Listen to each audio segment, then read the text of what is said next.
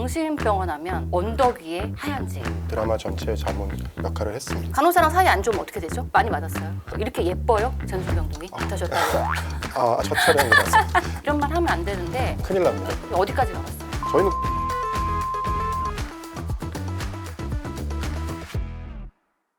안녕하세요. 너와 나의 F코드 첫 시간입니다. F코드는 정신과 질환 코드인데요. 누구나 겪을 수 있는 마음의 병을 F코드로 나타냅니다. 오늘부터 정신건강에 대한 궁금증을 너와 나의 F코드, 너나코에서 다뤄볼 건데요. 오늘 첫 시간 재밌는 이야기로 함께 시작해 보겠습니다.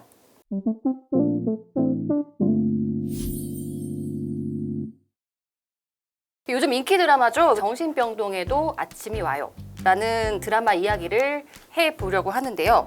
제 옆에는 우리 오지훈 선생님이 나와 계십니다. 이 드라마와 남다른 인연이 있다고 하시는데 오지훈 선생님 소개 좀 부탁드릴게요. 네, 안녕하세요. 저는 서울성모병원 정신과에서 근무 중인 오지훈이고요.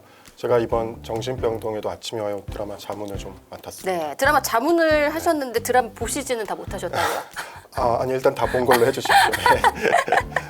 구체적으로 어떤 작업을 하셨어요? 그 정신화 제작진에서 사실 굉장히 많은 부분을 자문을 부탁을 했기 때문에 저뿐 아니라 저희 전공의 선생님들하고 병동 간호사 선생님들, 서울성모병원이 다 드라마 전체의 자문 역할을 했습니다. 네, 실제로 제가 보기에는 정신병동의 싱크로율이 굉장히 높았다고 생각하는데 근데 이런 질문을 하시더라고요. 이렇게 예뻐요? 정신병동이? 그렇죠. 저도 사실 그 부분이 사실 드라마 보면서 제일 좋았던 부분이기도 하고요. 감독님이 3일 동안 저희 병동에 상주를 하셨었어요. 그래서 네, 저희 뭐 벽에 걸린 포스터라든지 네. 동의서, 양식 이런 걸 다 가져오셨기 때문에 그런 부분에 있어서는 굉장히 현실하고 싱크로율이 높았다고 생각을 하는데 사실 병동이 그렇게 이쁘지는 않죠. 예쁘지 않죠. 네. 사실 그렇게 예쁘진 네, 않습니다. 네. 예, 그렇게 오해하시고 입원하시다가는 꽤 많이 실망하실 텐데 그렇게 알록달록하진 않습니다. 그렇죠? 네. 아무튼 저도 굉장히 재밌게 봤어요. 저는 이제 이 드라마를 보면서 정말 옛날 생각이 많이 나더라고요. 이 간호사랑 이 기싸움을 하던 옛날 생각 그리고 의사 간호사 그 기싸움이 많잖아요. 네네. 네, 제가 처음에 레지던트 들어갔을 때, 뭐 인턴 때도 마찬가지였지만 정신과 간호사들이랑 굉장히 쉽지 않았어요. 특히 정신과의 특성상 이 간호사들도 환자를 이제 일상생활을 같이 케어해야 되기 때문에 다른 과보다 좀 역할이 많은 편이라고 볼 수가 있는데요. 그래서 이제 동료라고 보죠, 우리는.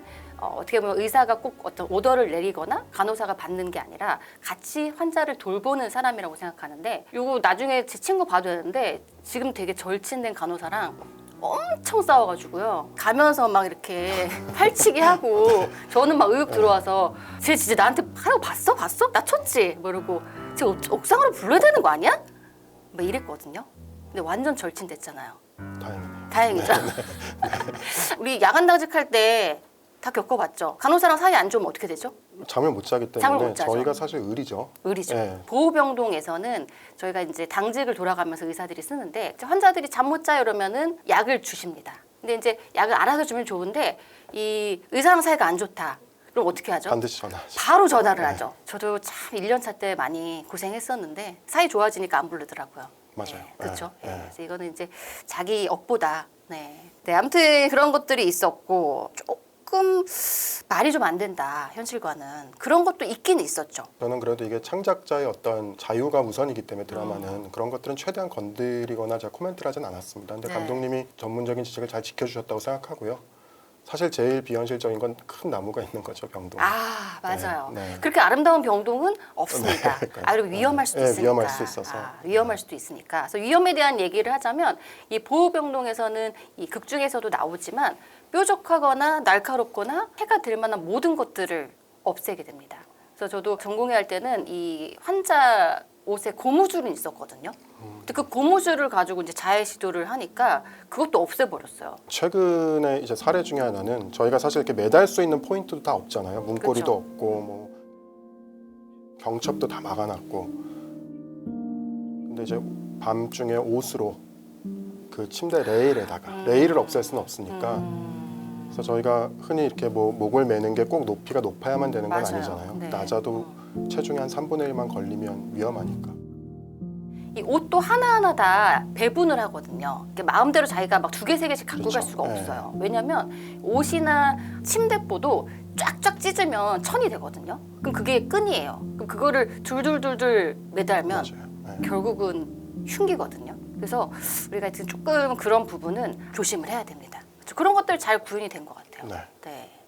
저는 이 어떤 세대냐면 정신병원 하면 언덕 위에 하얀 집.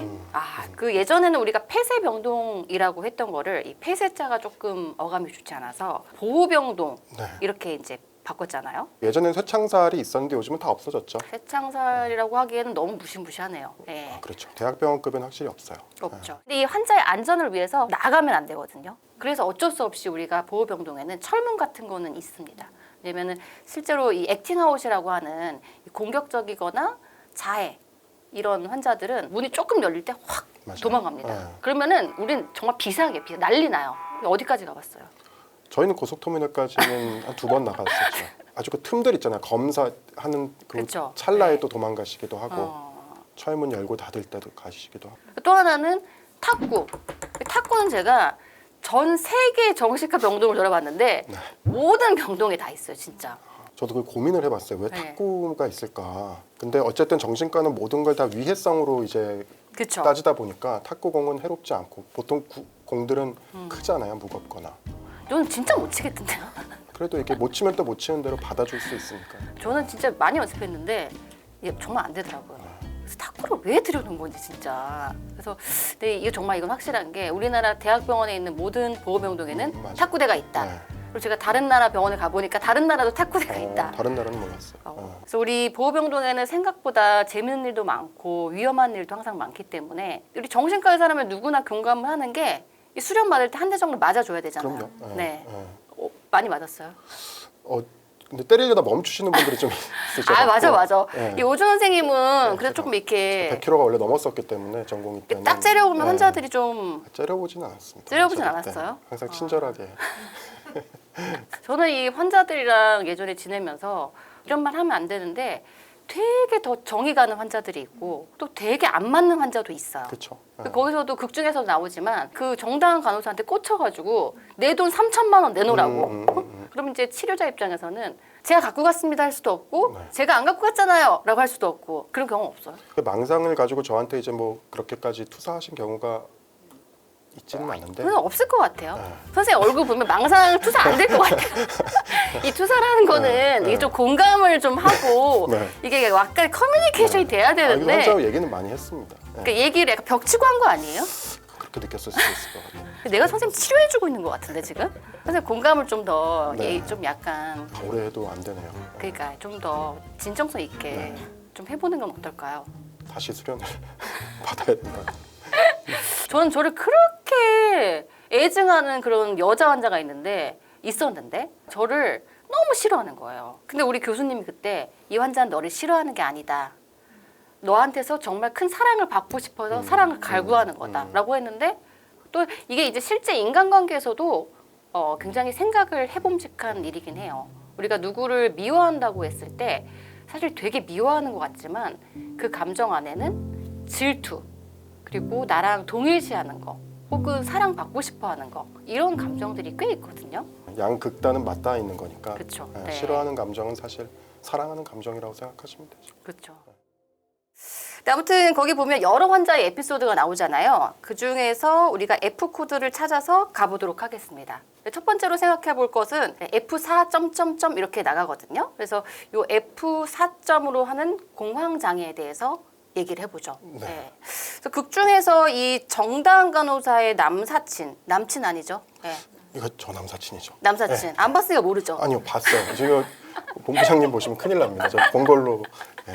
그러니까 좀 꼼꼼히 보세요. 네. 예, 남사친 송유창과 이 정신병동으로 실습으로 온 학생이 공황장애로 고통을 받고 있는데요. 이 공황장애는 예측치 못하게 죽을 것 같은 느낌이 드는 거잖아요. 공황장애 잘 표현이 됐나요? 네, 제가 그 표현이 된 부분은 확실히 봤는데 네. 사실 감독님이 그걸 굉장히 중요시 여기셨었어요. 이 드라마에서 어떤 정신질환자들이 주관적으로 경험하는 거를 시청자들한테 같이 느끼게 해주고 싶다.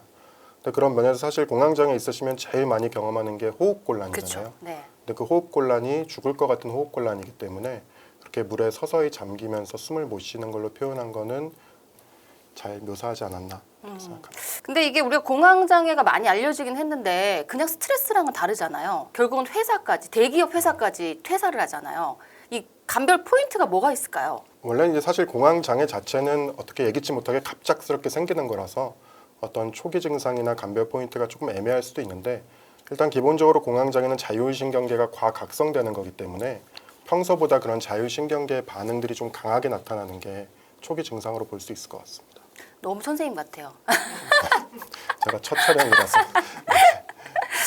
아무튼 네, 공황장애는 이렇게 사람이 갑자기 죽을 것 같은 공포를 느끼면서 숨이 막힐 수도 있고 쓰러질 것 같을 수도 있고 물이 차오르는 느낌이 있을 수도 있고 그 겪어보지 못한 굉장한 공포를 느끼는 병이거든요. 그래서 단순 스트레스랑은 다르고 이게 이제 일상생활이 지속되기 때문에 회사를 관둘 정도로 힘이 든다는 게 포인트입니다. 근데 이게 밝히기가 요즘 많이 밝히지만 쉽지가 않잖아요. F 코드에 대한 낙인이 아직까지도 있는 것 같아요. 네. 공황장애는 자율신경계의 병입니다. 그러니까 자기가 뭐 참고 안 참고의 문제가 아니고 병이 오는 거기 때문에 이거 약을 안 먹으면 안 가라앉아요. 예. 그냥 아주 죽을 때까지 계속 신경이 왔다 갔다 하는 거기 때문에 요거는 치료를 받으시는 게 필요합니다. 네. 이 망상장애 아주머니를 본 적이 있었는데 너무 불쌍한 거예요. 식구들이 짜고서 자기를 네. 진짜 정신병동에 넣은 거예요. 요즘 뭐 유행하는 MBTI로 치면 T도 좀 잘생기고 근데 F가 더 잘생길 수도 있죠. 저는 그래도 I가 더 I? 힘들 것 같아요. 선생님 정신과 왜 하셨어요? 좀 진지하게 얘기하자면 저는 사실 뭐 뇌과학 이런 거 좋아해갖고 그거를 좀 해보고 싶어서 왔다가 뒤늦게 정신을 차린 거죠. 정신 아직 차린 건 맞죠? 네, 차렸습니다. 네.